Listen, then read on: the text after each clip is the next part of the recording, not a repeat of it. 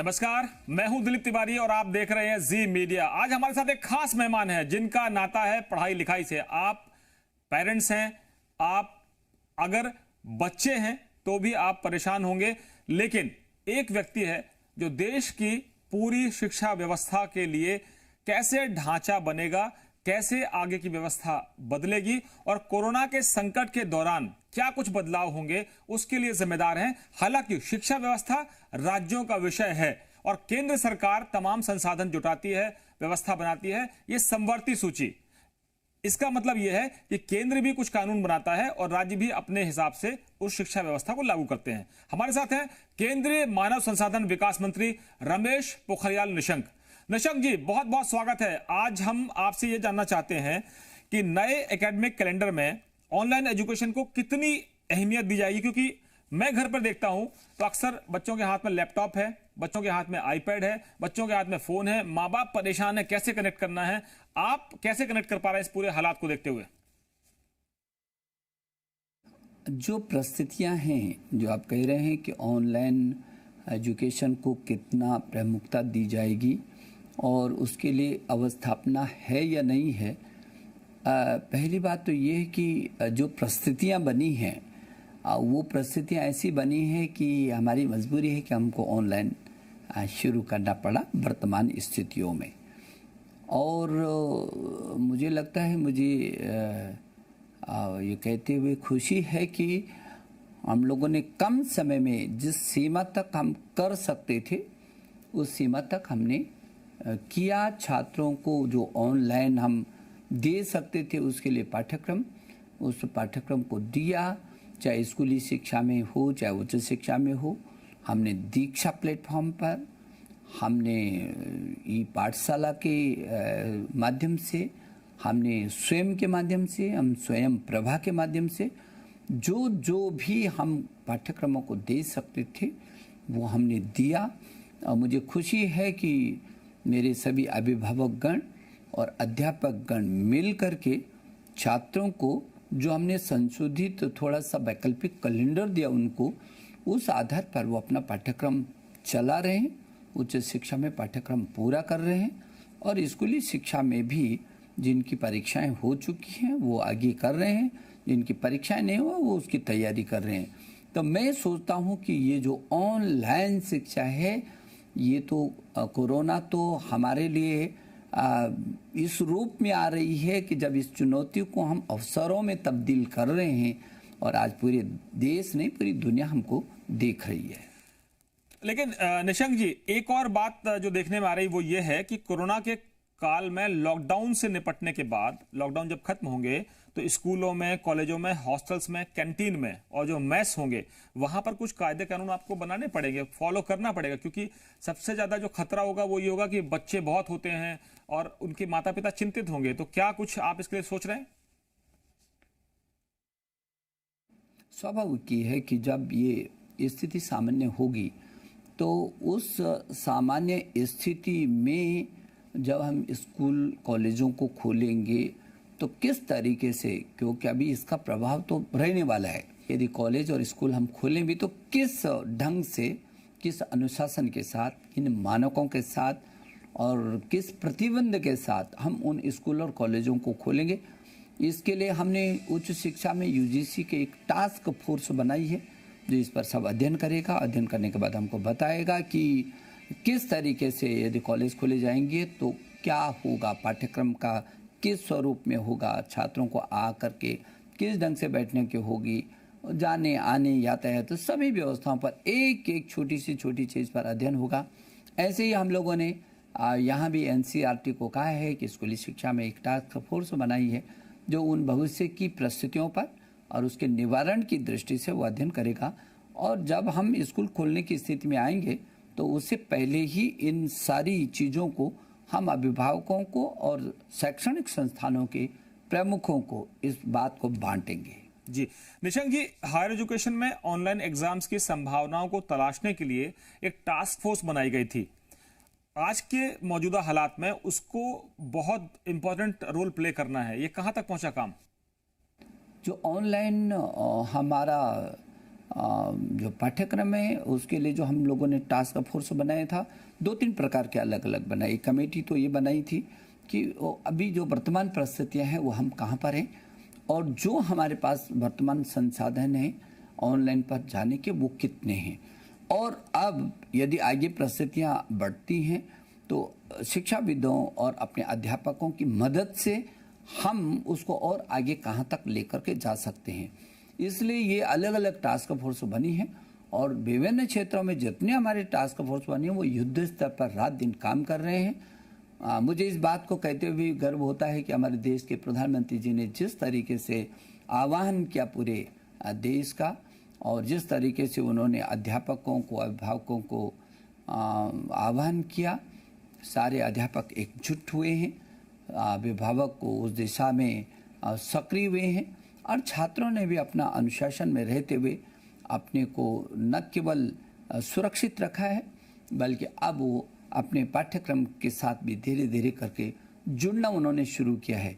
तो जो हमारे पास पाठ्यक्रम था वो पर्याप्त काफ़ी है, कम नहीं है, चाहे वो तकनीकी शिक्षा का हो और चाहे वो स्कूली शिक्षा का हो और चाहे वो उच्च शिक्षा के विभिन्न क्षेत्रों का हो, चाहे वो अनुसंधान की दिशा में हो।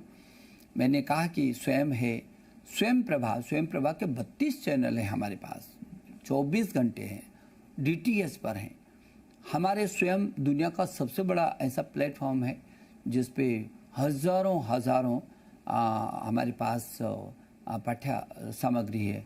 और NDL जो हमारा राष्ट्रीय डिजिटल लाइब्रेरी है उसमें 4-4.5 करोड़ से भी अधिक हम लोगों ने उसमें पाठ्य सामग्री को स्थापित किया है। शोध के क्षेत्र में हम चाहे ई-सिंधु शोध हो, चाहे ई-गंगा हो, चाहे वो स्पार्क हो, स्ट्राइड हो, इम्प्रिंट हो, इम्प्रेस हो, स्टार हो, ये विभिन्न माध्यमों से हम शोध और अनुसंधान के क्षेत्र में भी उस छात्र तक जुड़े हुए हैं।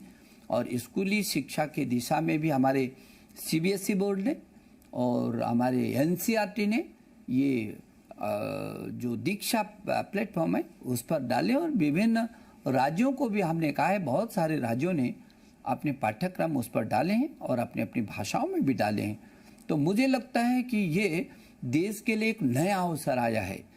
हाँ, जरूर थोड़ा बहुत कठिनाई इस समय हो रही होगी, वो छात्र को भी हो रही होगी, वो अध्यापक को भी हो रही होगी, वो अभिभावक को भी हो रही है, लेकिन इन कठिनाइयों के लिए कोरोना आया है, उसे घबराने की ज़रूरत नहीं। ये जो चुनौती है, ये कठिनाई है, हम इसका मुकाबला करेंगे और हम तेज़ी से आगे इस काम को बढ़ाएंगे जो आपने ऑनलाइन शिक्षा की आपने बात की है। जी, बहुत अहम बात है। आपकी सिफारिश पर गृह मंत्रालय ने देश भर में 3000 स्कूल और 16 रीजनल ऑफिसेस खोल दिए हैं ताकि 2.5 करोड़ 10वीं और 12वीं कक्षा की टेस्ट की कॉपी चेक की जा सके। कितने टीचर्स इसमें शामिल हैं और कॉपी चेक करने का जो सिस्टम है, मैकेनिज्म है, वो कैसा बनाया आपने? मुझे गृह मंत्री जी को आभार व्यक्त करना है कि गृह मंत्रालय ने हमको जो हमारी 171 जो विषय थे, कोर्सेज थे, उनके जो एग्ज़ाम हो चुके थे, उनकी 1.5 करोड़ से भी अधिक जो उत्तर पुस्तिकाएं जांचने के लिए हमारी जगह जगह केंद्रों में थी, उन केंद्रों में लगभग 3000 CBSE के वो स्कूल जो मूल्यांकन केंद्र थे, उन मूल्यांकन केंद्रों से अध्यापक तक कैसे करके वो कॉपियाँ जा सकती हैं, ताकि इस बीच हम उन सभी कॉपियों को जांच कर लेंगे। उसकी अनुमति गृह मंत्रालय ने हमको दी है और हमारे जो 3000 ये जो केंद्र है, मूल्यांकन केंद्र, इन स्थानों से उस अध्यापक तक जो कॉपी जांचने का जो सुनिश्चित है, जो हमारे 16 क्षेत्रीय कार्यालय हैं, उनके माध्यमों से जिस तरीके से उन परीक्षा की कॉपियों की जांच सुनिश्चित होगी, वो लगभग 50 दिन में हम उसको पूरा करेंगे।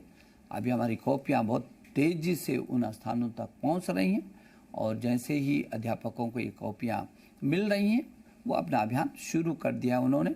और इधर हम लोगों ने CBSE की जो बची हुई परीक्षाएं थी, वैसे तो 83 हैं, लेकिन हम लोगों ने उसको जो मूल विषय हैं वो मूल विषय 29 है, इन्हीं की परीक्षाओं को हमने करना है। जो वैकल्पिक विषय शेष हैं उसको आंतरिक मूल्यांकन पर हम करेंगे।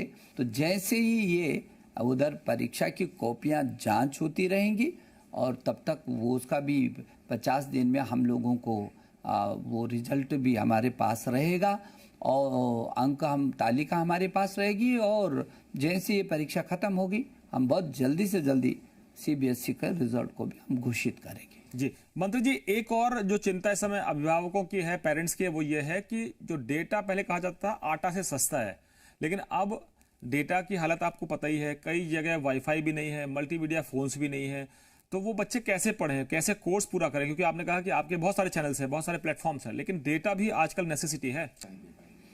हाँ, निश्चित है, ये बड़ा महत्वपूर्ण सवाल भी है और कठिनाई का भी है, क्योंकि चाहे वो पूर्वोत्तर राज्य हों, चाहे वो ग्रामीण क्षेत्र हो, चाहे हिमालय राज्य हों, दूरस्थ क्षेत्र में कोई ज़रूरी नहीं कि वो तो कठिनाई के प्रदेश हैं, लेकिन सामान्यतः भी जो गरीब परिवार है उस बच्चे के पास कोई ज़रूरी नहीं कि उसके परिवार में किसी के पास भी स्मार्टफोन हो या उसके पास नेट की व्यवस्था हो।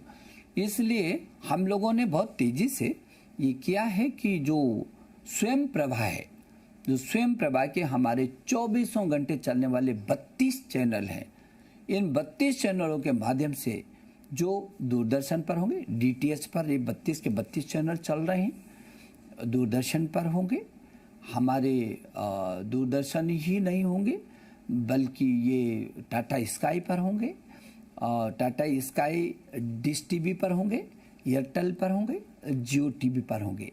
तो ये इन विभिन्न माध्यमों से उसको टीवी पर देखने को मिलेगा और ये सब निःशुल्क होगा। उसको पाठ्यक्रम सुनिश्चित कर देंगे, शैक्षणिक कैलेंडर देंगे बच्चे को, इतने बजे से इतने बजे तक इस वाले चैनल में आपको गणित मिलेगा या विज्ञान मिलेगा या सोशल साइंस का मिलेगा या इसमें इंजीनियरिंग का मिलेगा या इसमें शोधात्मक मिलेगा।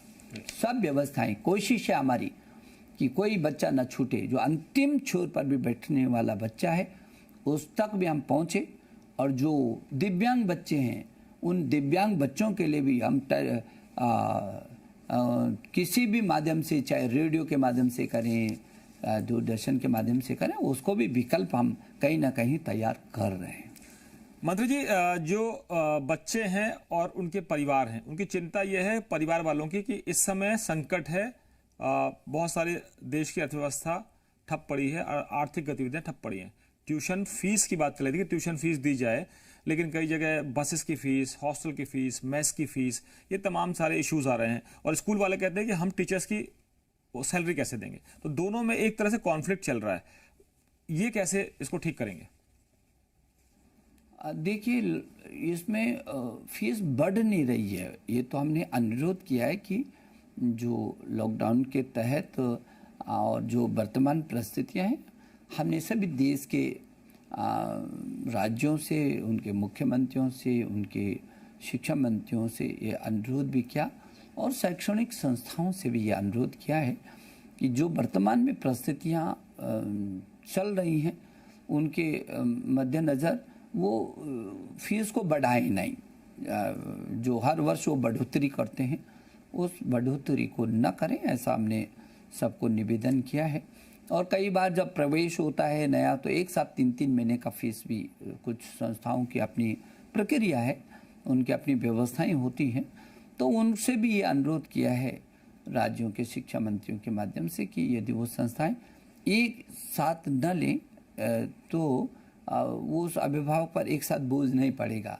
लेकिन तो भी, क्योंकि ये जो शिक्षा है ये राज्यों का विषय है, ये राज्यों को ही इस दिशा में कोई भी निर्णय लेना है। मंत्री जी, हमने देखा कि कुछ पॉजिटिव चेंजेस भी हैं। जो रियल क्लासरूम थे वो वर्चुअल क्लासरूम में बदल रहे हैं, घर में बच्चे कनेक्ट हो रहे हैं, टीचर्स भी नया कुछ सीख रहे हैं। आने वाले समय में आपको लगता है कि वर्चुअल क्लासरूम की कोई जगह होगी एजुकेशन सिस्टम में, क्योंकि आपके बच्चों को अब इस महामारी से भी तो जूझना होगा?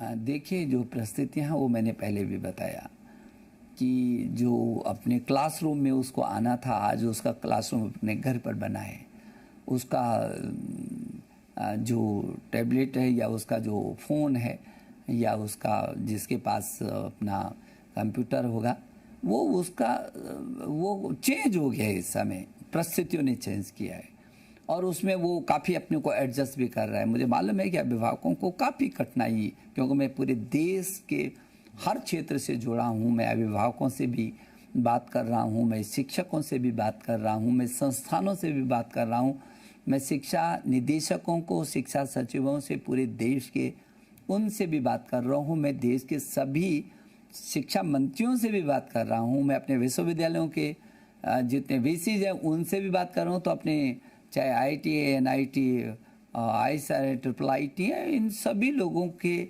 उनसे भी बात कर रहा हूँ। देश के अंदर जो 45,000 डिग्री कॉलेज है उन तक भी मैं जाने की कोशिश कर रहा हूँ और जो 16 लाख के आसपास, 15 से 16 लाख के आसपास जो स्कूल हैं वहाँ तक भी हम लोग पहुँचने की कोशिश कर रहे हैं। तो ये तो निश्चित है कि इसका कोई विकल्प नहीं था और वो बच्चा कम से कम आज जो अस्थिरता का वातावरण, अस्थिरता का वातावरण खत्म हो गया है। जो बच्चे के मन में, अभिभावक के मन में था, डर था, अस्थिरता थी, अनिश्चितता थी, क्या होगा, कब परीक्षाएं होंगी नहीं होंगी, क्या होगा। जैसे अभी लगता था कि नीट का जो है छात्रों में होता था, कब होगा कि नहीं होगा, कहीं अचानक तो नहीं होगा। जेईई की परीक्षाएं हैं, मेन परीक्षाएं, ऐसा तो नहीं कि अचानक 2 दिन पहले होगा और कहाँ होगा, क्या होगा। तो वो अनिश्चितता टोटली हमने ख़त्म की है। जहाँ बच्चे को उसके घर पर ऑनलाइन पढ़ाई के लिए कोशिश करके यथासंभव जो भी हमें क्षमता हो सकती है और जिस तरीके से हम कर सकते हैं उस तक पहुंचने की हमने कोशिश की, वहीं इस अनिश्चितता को भी हमने ख़त्म कर दिया। ये एक बात तो बिल्कुल साफ है मंत्री जी कि जो कोरोना है वो मुसीबत का नया नाम है। भविष्य में ऐसा कोई भी वायरस अटैक कभी भी हो सकता है। ऐसे में कई संस्थान है वो कह रहे हैं कि हम कोरोना को एक सब्जेक्ट के तौर पर पढ़ाना चाहते हैं। आपकी क्या सोच है, आपके मंत्रालय की क्या सोच है कि ऐसी महामारियों से कैसे निपटें?